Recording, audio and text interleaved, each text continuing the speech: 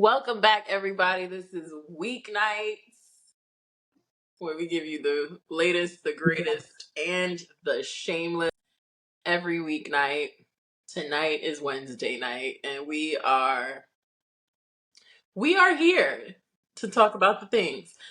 Yeah. I'm Dash, aka Dashing D, aka Cool Grandma Not Really, aka the real king of R&B. I'm the one who really wrote Confessions. It's a joke. I did not write Confessions. A team of talented writers wrote Confessions. The greatest writers. Some of the best, okay? And they're credited, by the way. But that's why I quickly corrected. Listen, Brian Michael Cox. It don't get no better than that. Jermaine Dupri. I believe Sean Garrett had a little something to do with it as well, but I could be misspeaking there. Okay, so I'm JD, aka He Who Pods. Glasses on today to read a little something, so also rear view mirror. what up? Rear view mirror. So we didn't even know that over the weekend a big drop came out. The biggest, The sexiest. definitely the sexiest. Please say the name. Please say the title of the album because I'm I about love the to. title of the album. Yeah, so Sexyy Red dropped her album on May 24th, and the album is called In Sexy We Trust. In Sexy We Trust. I love it. What a great title for an album. And one of the records that has the streets talking. Mm-hmm. I was going to say buzzing, but I don't know if they're buzzing. But one of the records that has the streets talking is called You My Everything, featuring Drake. Yep. Woo. And so we're going to talk about that song at this moment here, this moment in time. Yes, we are. Well, our music connoisseur, our music maker, our resident music advisor. You go first. Okay. I got to say, I'm a little disappointed because this ain't the Sexy Red that I hear. This ain't. I'm in Miami, looking for a hoochie daddy. This ain't that. Right. And I hope that there are better songs on the album because this song is not it. I don't like it. You didn't I like don't like it. you didn't like the love song of it all? No, no, I didn't like it. And to be honest, what I liked even less, I'm gonna just get straight to it, was hearing Drake rap over BBL Drizzy. He said, me and that surgeon got history. Excuse me, me and that surgeon got history. He did say that. And then as you're thinking to yourself, why would he say that? Well, because he was trying to set it up for the BBL Drizzy beat to drop. That's really whack to me. And I know Drake mostly has pop fans at this point, not rap fans. The fan base of Drake is probably more pop fans than rap fans. But why would you rap over the shit that everybody's dissing you on? Why would you rap over the greatest diss beat of all time? Why would you do that? And I'm being sarcastic when I say diss beat because there are no other diss beats. What was you thinking right there? I think it's Like, okay. it's okay. I was just gonna say, I don't think we needed this Drake feature at all. I feel like this Drake feature just did a disservice to Sexy Red's song. Even though I didn't really care for the song. Like, why would you come and do that? Because the rap was fine, we could say it was an accident. You trip, slip, and land on my dick. We'll get to that. But Yeah. you were saying your rapidy rap stuff, He was. and I shouldn't say rapidy rap because rapidy rap is considered, quote unquote lyrical miracle. But But he was rapping, and I yeah, he didn't was find flowing. anything wrong with his rapping. Yeah, he was flowing. Yeah. He was going off.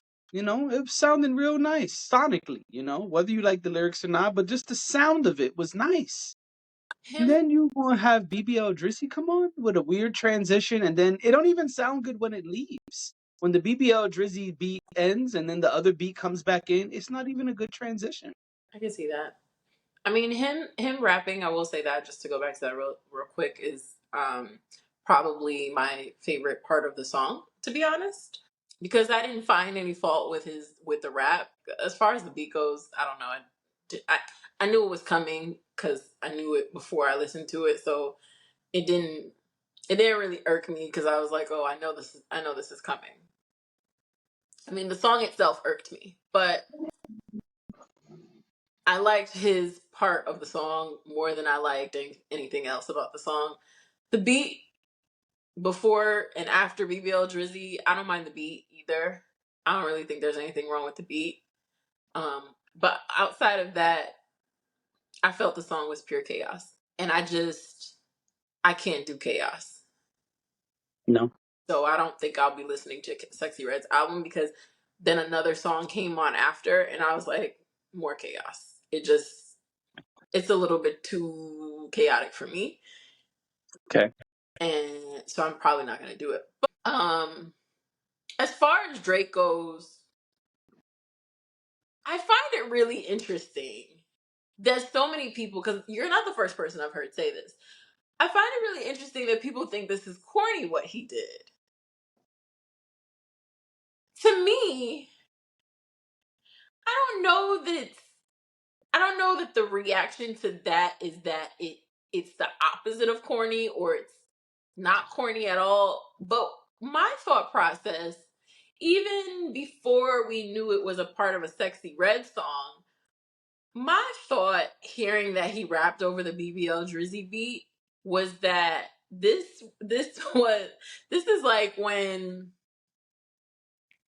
you're, I guess, in school and somebody's bullying you or something like that, and you kind of take their joke and throw it back on them and try to make them look stupid, like almost like reclaiming it as your own. I feel like that's what Drake is doing, whether it's corny or not. I mean, I guess it's. I don't know. I guess my question is, why does it bother you so much, or why does it bother people so much that he did that? I almost feel like if someone else that we respected more did this, we would be like, "That's so dope." He took the song and he took the beat and flipped it. I feel He like didn't. maybe Okay. I mean, maybe you disagree, but I do feel like because people don't like Drake and people think Drake is corny, that's why people think this is corny. Because people rap over beats like other people's beats all the time, especially because I get the joke of it, right? Metro Boomin creates this beat. He then says to the public, write something over this beat and I'll give you something for that. I'll pick a winner or whatever. So I get the gist of it all with Drake being like, "You trying to get people to rap over a beat that's about me? Let me rap over the beat then." It's silly. Of course it's silly, but I think that's what it is. Like I think he's like I think it was meant to be petty. I don't know. It doesn't irk me in the way that I think it irks a lot of people. I guess for me, I just don't care one way or the other. I don't think it's a terrible thing to do, nor do I think that it's, the most brilliant thing anyone has done. So, Drake is corny and continuously shows us that he's corny, including this move. We don't want to hear Jay-Z rap on the ether beat. I can't even make a comparison that's fair because we've never heard a this beat before. So I can't even use another example. But if Jay-Z was rapping over the ether beat, no, we don't want to hear that. okay. We don't. Like the same way we don't want to hear Drake rap over "They Not Like Us." They not like us. We don't want to hear that.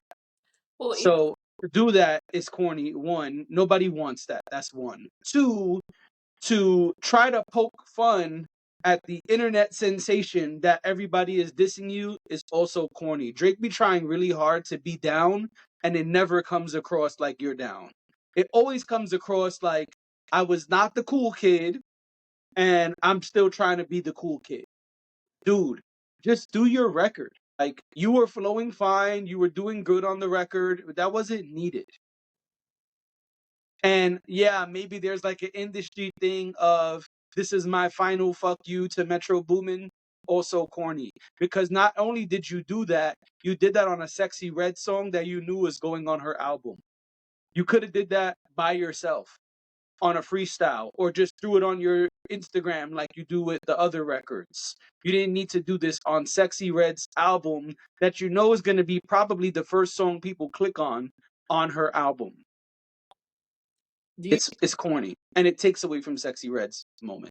Well, that's what I was just about to ask. Do you think that it takes away from it, or do you think that the idea behind it was to drive people to her album?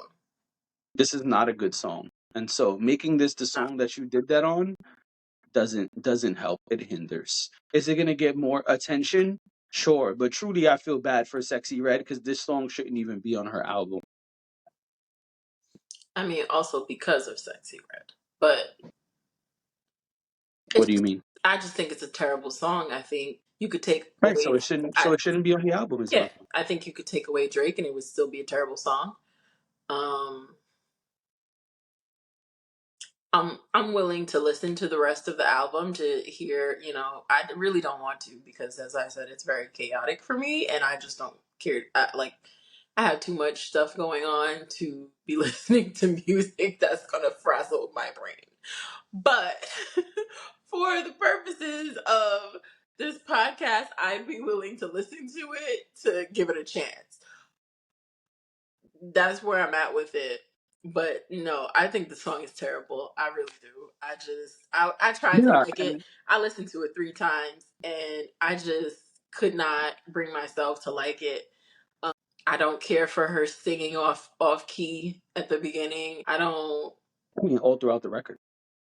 Yeah, but especially in the beginning when it first the beat first drops. Um, I don't. I mean, it was like it's a love song. That's cool. The beat wasn't bad, but I just don't really. I don't. That's a miss for me. If somebody played that for me before the album came out and said "Super Hot Fire," you gonna be so excited about the Sexy Red album. If somebody had played that for me, I would have been like, no, I'm not excited about the Sexy Red album. Right, but that's what I'm saying. That furthers my point because look at the opposite, right? What's the record we all know and like with Sexy Red and Drake? It's on Drake's album. Rich Baby Daddy is a Drake song. Yep. This was a terrible favor back or whatever this is supposed to be. It's not good. Yeah. Well, And I feel like that added insult to injury. I understand. Well, speaking of adding insult to injury, here comes an article from today.com. The headline reads AMC leaked Beyonce's concert film news, but kept Taylor Swift's a secret, and fans are outraged. The Beehive is calling the movie theater chain's decision, quote, extremely unprofessional. AMC Theater's decision to leak the news of Beyonce's concert film to its competitors while keeping Taylor Swift's movie a secret is sparking outrage from the Beehive. I don't want to read the whole thing, but You don't have to read the whole thing. basically basically the article is saying that the head of AMC knew about both films, had contracts with both Beyonce and Taylor Swift, and both things were supposed to be tightly held under wraps, and they made sure to keep Taylor Swift's stuff a secret, but not Beyonce's. And fans are upset. Yeah, and the article goes on to say that basically they almost bartered Beyonce. It wasn't just that they leaked it, it was that they did it for gain. So what they did was they kept Taylor Swift's secret, which I and they were the only movie theater franchise that knew about either one. Hmm. And so they didn't tell other theaters. And Right. then what they did for Taylor Swift, and then what they did was when Beyonce rolled around, apparently, I guess the other theaters were upset that they didn't get a heads up on Taylor Swift. So to, I guess, make good on not telling them about Taylor Swift, they sacrificed Beyonce. Right. Ridiculous. Yeah. Like, really? And you admit it? Yeah, that's the secret you got to take to the grave. Exactly. But I think because of the fact that so many people knew, because they basically said like once the cat was out of the bag, the cat was out of the bag. And they also say that Beyonce considered canceling it and Yeah. not working with them. And rightfully so. Yeah. She could have put it out on her own and people would have watched it 10 times over. Absolutely.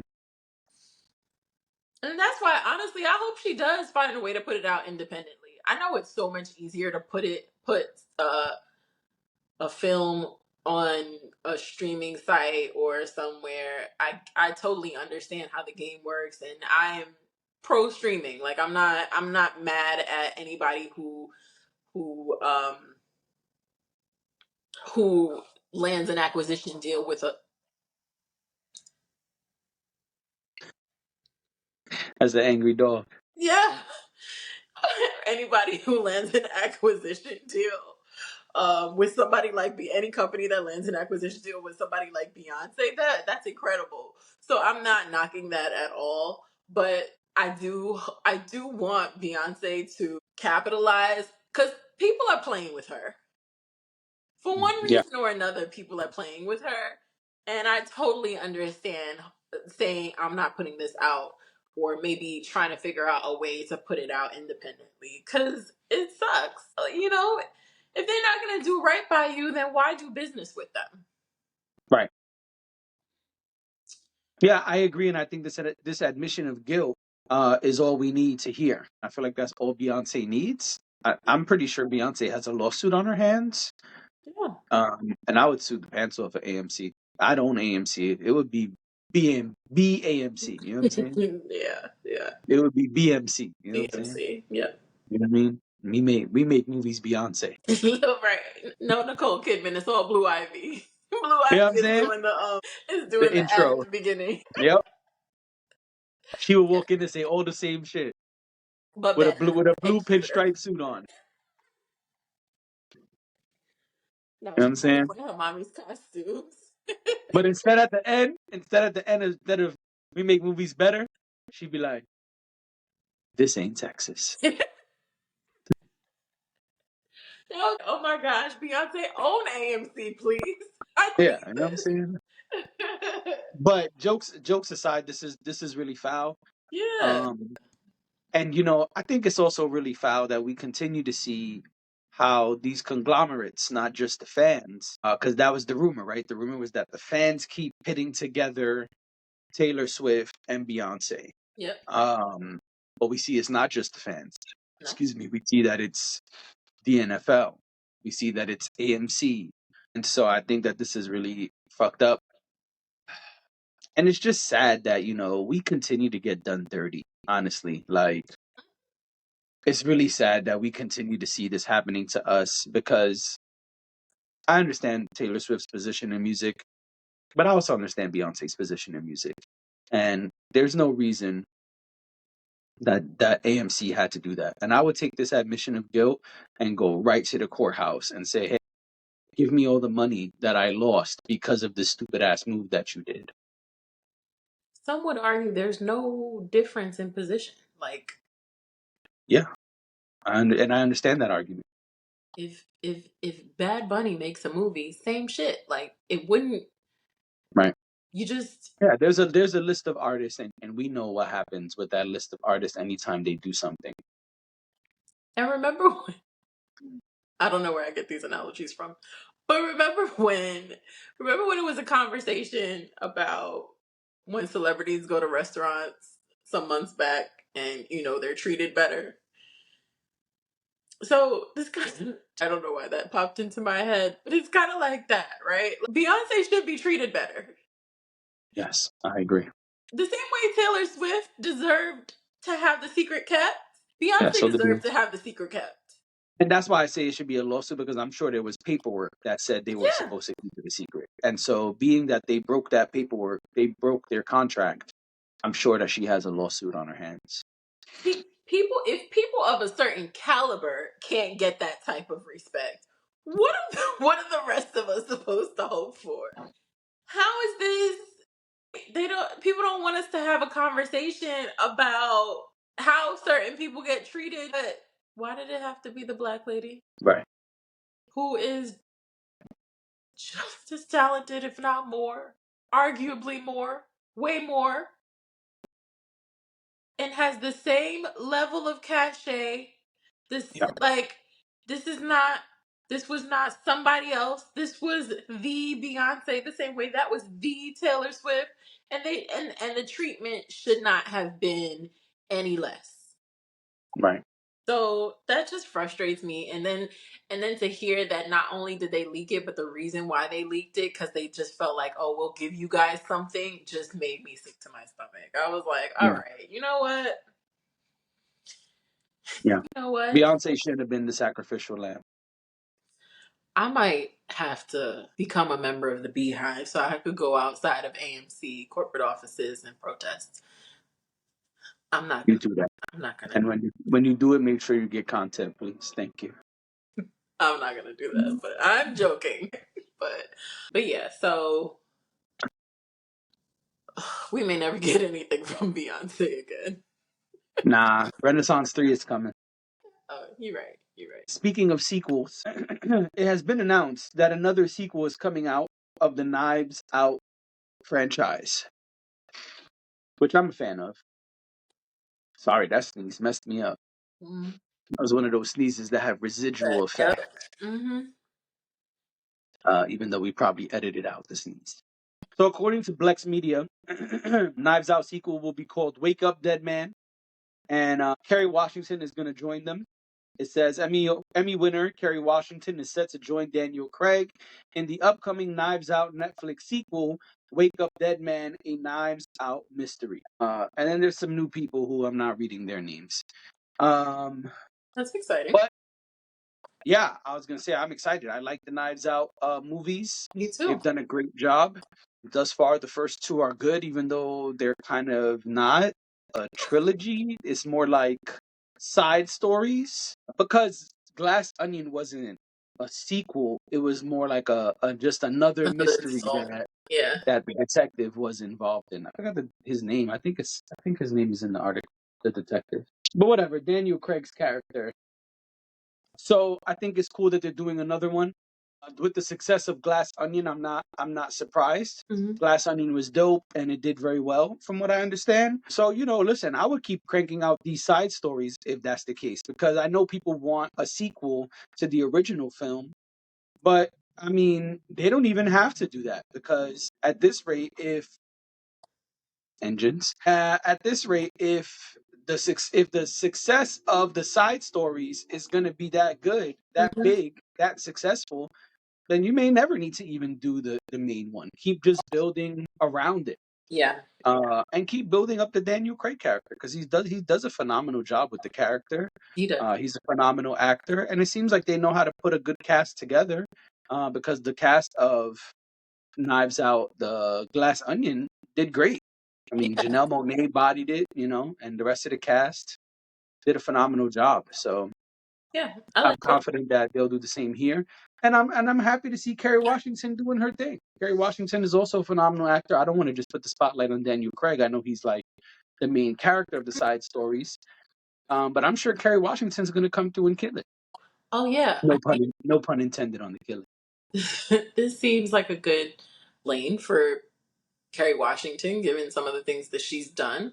She's definitely a well-rounded actress. I think some of us are probably nostalgic for the days she was on Scandal. Right.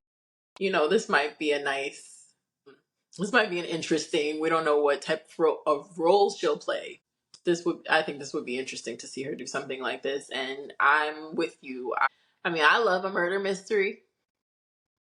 I love that. So I enjoyed the first two. So this is really exciting. I'm glad that it's continuing as well. And, shout out to Kerry Washington for landing that role. Yeah, I'm excited. I Yeah. don't know when it's coming out, but I look forward to seeing the trailer and getting more information on what's the deal. Yeah, and I know her Hulu show is actually coming back for another season also, the one that she does with Delroy Lindo. So that's great too. It's Take called your word for it. Imprisonment or something. Her father's, her character's father gets out of prison and he's trying to reacclimate with society. And he comes and lives with her. So, Got it. but yeah, I'm excited about it. Sweet. Me too. Well, ladies and gentlemen, that's all for today. Thank you for being here. Thank you for viewing, watching, subscribing, commenting. And we will see y'all tomorrow. Bye.